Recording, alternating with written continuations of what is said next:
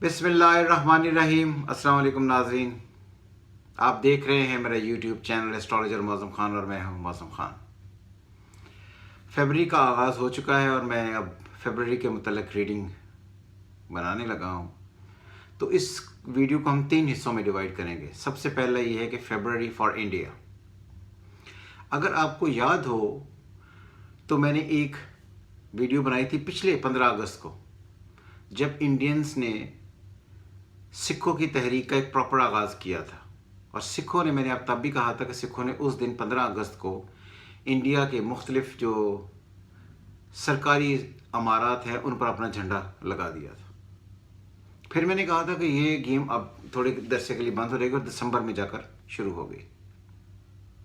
और फिर मैंने एक वीडियो बनाई थी 22 दिसंबर को, अगर आपको याद हो तो मैंने तब कहा था जनवरी एंड फरवरी, यानी कि ये जो 2 महीने होंगे इसमें सन फॉल में होगा। जब हम मंडेन एस्ट्रोलॉजी पढ़ते हैं उसमें सन इन कैप्रिकॉर्न, सन इन एक्वेरियस, ये फॉल में है और कोई सन की पोजीशन बहुत ज़्यादा बेहतर नहीं होती। और जब हम डायरेक्शंस पढ़ते हैं तो सन इज़ इन ईस्ट। और पाकिस्तान से अगर ईस्ट देखा जाए तो पाकिस्तान से पंजाब ईस्ट में है specially, and then India, total India जो है वो ईस्ट में है। तो मैंने ये कहा था कि जब भी सन फॉल होगा तो इंडिया में स्पेशली जो ये सेक्टर है खालिस्तान वाला, इसमें काफ़ी सारी अनसर्टन कंडीशंस जो है वो आएंगी। अगर आप देखें इस वक्त जो सिचुएशन जो हैं तो उसमें इंडिया में इस वक्त सिचुएशन बहुत वर्स्ट कम हो चुकी हैं। और ख़ास तौर पर खालिस्तान की तहरीक जो किसानों की तहरीक से आगाज़ की थी और अब खालिस्तान की तहरीक बन गई है, ये इंडिया में बहुत पॉपुलर हो गई है। और कल ये जो 2 दिन गुजरे हैं उसमें जो उनके ये ख़ास स्पेशल डे था, उस पर सिखों ने सारी दिल्ली पर कब्ज़ा करके, तो ये उसकी एक एविडेंस के लिए एक तस्वीर है जिसमें अगर आप ये देखें, ये लाल किला दिल्ली है। लाल किला दिल्ली के ऊपर सिखों ने अपने खालिस्तान का झंडा जो है वो लगा दिया है और बहुत सारे इंडियन सरकारी ओहदेदार उस झंडे को जब भी उतारने की कोशिश कर रहे थे तो वो वहाँ से स्लिप होते चले जा रहे थे। तो इसका मतलब ये है कि ये तहरीक अब सिर्फ किसानों की तहरीक नहीं है। मुझे बहुत सारे इंडियंस ने मैसेजेस भी किए, जी आप इंडिया के बहुत ख़िलाफ़ बोलते हैं, इंडिया में ऐसा कुछ नहीं हो रहा, ये किसानों की तहरीक है, ये किसानों की हद तक रहेगी, ये कभी भी खालिस्तान में कन्वर्ट नहीं हो सकती। और मैंने तब भी कहा था कि 2021 जो है ये स्टार्ट हो चुका है, ये इंडिया के टुकड़े करने का साल होगा। ये बात आपने अब याद रख लेनी है। उसकी वजह ये है कि अब इस पूरे 1 साल में टुकड़ों टुकड़ों में सन अफ्लिक्टेड ही रहेगा। सन इज़ ईस्ट और इंडिया के लिए बहुत ही शदीद प्रॉब्लम का साल होगा। और फिर मैंने ये कहा था, जो लोग इसका कुछ मजाक भी उड़ाते हैं कि जी आप मोदी के बहुत ख़िलाफ़ हैं, तो मैंने कहा था कि मोदी का आना पाकिस्तान के लिए बेहतर इस वजह से है कि वो जहालत से, एक जिसे कहते हैं फुल ऑन जहालत, वो जहालत से भरा हुआ एक आदमी है। जब हम उसकी कुंडली, मैंने आपको पिछले भी पढ़ के दिखाई थी, उसका मून और मार्स सन से 3rd में अफ्लिक्टेड हैं। और अफ्लिक्शन की वजह से वो अपने ऐसे बेवकूफ़ाना फैसले और अपने एग्रेशन और अपनी टॉक और अपने स्पीचेस, इससे कुछ ऐसे अपने लिए क्रिएट कर लेगा जिसकी वजह से उसके लिए प्रॉब्लम्स होती चली जाएंगी।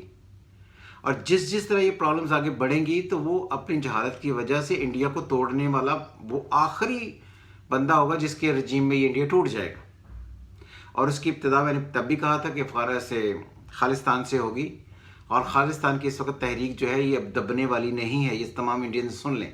क्योंकि ये मैंने 15 अगस्त को कहा, फिर आपको 22 दिसंबर को कहा, फिर जनवरी के स्टार्ट में कहा, फिर मैं आपको बता रहा हूँ कि कुछ भी कर लें अब ये खालिस्तान वाली मूवमेंट रुकने वाली नहीं है। और ये 2021 जहाँ पर हम इस वक्त खड़े हैं, 2021 हर हाल में इंडिया के लिए क्रिटिकल सिचुएशंस क्रिएट करेगा। मैं यहाँ पर ये भी बात कहता हूँ कि जब भी sun in Aquarius with Jupiter and Saturn आता है तो sun is in Aquarius which is a wavy sign. तो ये हो सकता है कि इंडिया में कुछ ऐसे लोग इस बात को, जो खालिस्तान से डायरेक्टली तहरीक है, इसको मिटाने के लिए पाकिस्तान पर पहले की तरह, जिस तरह फरवरी में उन्होंने कुछ ऐसे सर्जिकल स्ट्राइक्स करने की कोशिश की थी, वो इस वक्त की कोई कोशिश करेंगी। क्योंकि एक्वेरियस में जब भी सैटर्न होता है तो ये ट्रैवलिंग को डील करता है, यानी प्लेन्स को और एयर क्रैश को, ये एयर के सारे मामला जो हैं उनको आता है। तो ये अगर इन्होंने किसी भी किस्म की कोई ऐसी हरकत की तो इनके लिए ना सिर्फ बहुत चैलेंजिंग होगा, बहुत डिस्ट्रक्टिव होगा। और मैंने अभी कहा कि इनमें काफ़ी सारे इनके प्लेन्स गिरने, इनकी तबाही आने के काफ़ी सारे चांस। अगर आपने कल भी सुना हो तो एक हेलीकॉप्टर इनका गिरकर तो तबाह हुआ। तो ये फरवरी से ये स्टार्ट हो गया है। फरवरी में कोई भी ऐसा काम इनके लिए करना, इनके लिए टोटल तबाही का बायस होगा। और ये बात भी याद रहे, Saturn in Aquarius with Jupiter with sun decisions को डील करता है, और उन डिसीजंस को डील करता है जहाँ पर आदमी ओवर कॉन्फिडेंट होकर डिसीजन लेता है, लेकिन ये डिसीजन उसके अगेंस्ट जाते हैं, क्योंकि सन की पोजीशन बहुत अच्छी नहीं है। तो इसलिए आई थिंक कि फरवरी काफ़ी सारा क्रिटिकल होगा। फिर दूसरी बात, अब आ गई पाकिस्तान एस्ट्रोलॉजर। बहुत सारे काले पीले नीले राहु एस्ट्रोलॉजर जो हैं, उन्होंने कहा था कि जनवरी के एंड तक पाकिस्तान इंडिया की जंग हो जाएगी। मैं इन जाहिलों को ये कहना चाहता हूँ कि इन्हें यही नहीं पता कि जंग पड़नी कहाँ से है। ये सब मार्च से जंग पड़ते हैं। मार्च से कतई तौर पर जो ये वॉर होती है वो नहीं पड़ी जाती। मार्च से वो वॉर पड़ी जाती है जो फिजिकली आप एक दूसरे के अगेंस्ट आकर लड़ते हैं। क्लैशेस, कॉन्फ्लिक्ट्स, तसादुम, physical war is ruled by Mars, not by any, ruled by Mars only.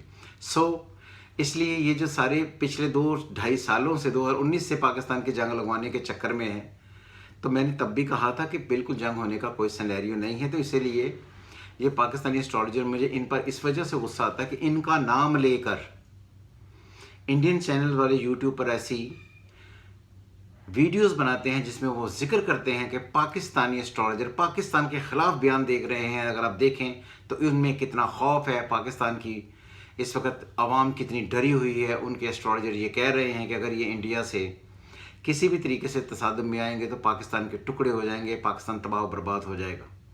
तो मैं इन जाहिलों को ये कहना चाहता हूँ कि मुल्क का खाकर मुल्क के खिलाफ भौंकना ठीक नहीं होता।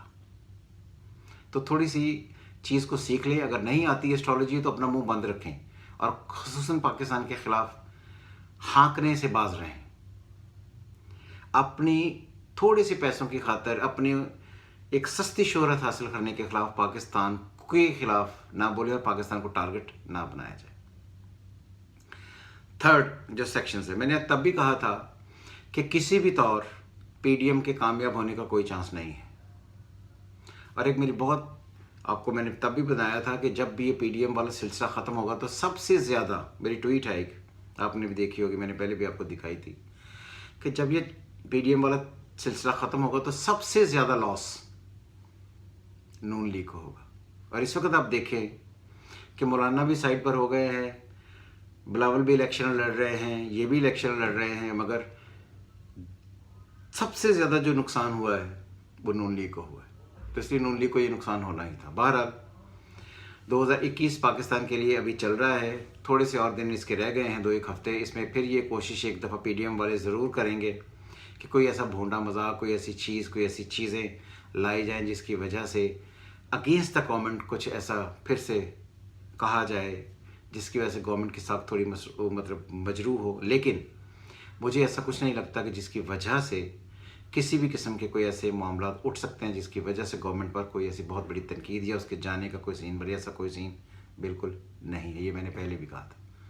बहरहाल उम्मीद करता हूँ आपको फरवरी से मुतल्लिक रीडिंग्स जो हैं टुवर्ड्स इंडिया, पाकिस्तान एंड ये जो एस्ट्रोलॉजर हमारे हाँकते हैं जंग वाले, सारे ही काले पीले नीले राहु एस्ट्रोलॉजर्स, तो इनसे आप ज़रा बच के रहें, इनकी बहुत ज़्यादा ना सुने। बाकी अल्लाह पाकिस्तान पर मेहरबान होने वाला है, अल्लाह खैर कर देगा हर एतबार से। हमेशा की तरह आपको ये वीडियो पसंद आई होगी। आपने कमेंट्स मुझे ज़रूर सेंड कीजिएगा।